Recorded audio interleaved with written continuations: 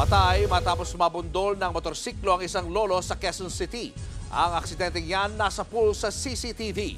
Nasa frontline ng balitang yan si Gary De Leon, exclusive.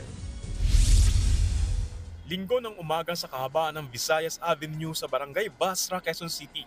Makikitang tumawid sa pedestrian lane ang isang lolo.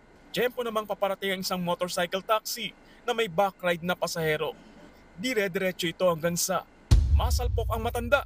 Sa lakas ng impact, tumilapon ang biktima. Sumemplang din ang mga nakamotorsiklo. Tumayo ang rider at nilapitan ng matanda. Tumabi sa bangketa ang pasaherong babae ng motorcycle taxi.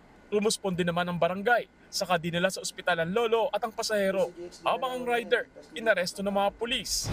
Pagdating sa ospital, naging kritikal ang nabanggang 74 years old na si Angelito Escarte. Inilipat pa siya ng ospital ng kanyang pamilya pero kalaunay namatay rin. Kwento naman ng naulila, magsisimba lang sana ang matanda nang maaksidente.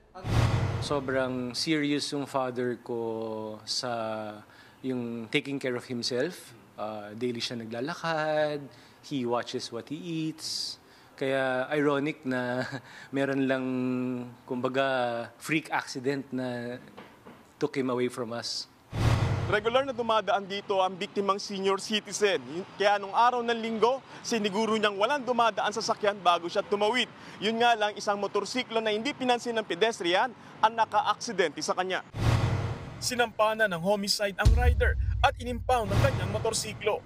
Habang inihahanda na rin ng pamilya ng biktima ang reklamo laban sa kumpanya ng mismong motor taxi. Sinusubukan pa ng News 5 na hinga ng pahayag ang nasabing kumpanya. Samantala, hindi naman nakaabot sa licensure exam ang pasahero ng rider dahil sa aksidente.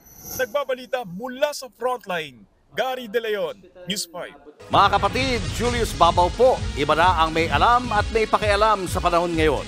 Para sa frontline ng mga balita, mag-follow at mag-subscribe sa social media pages ng News 5.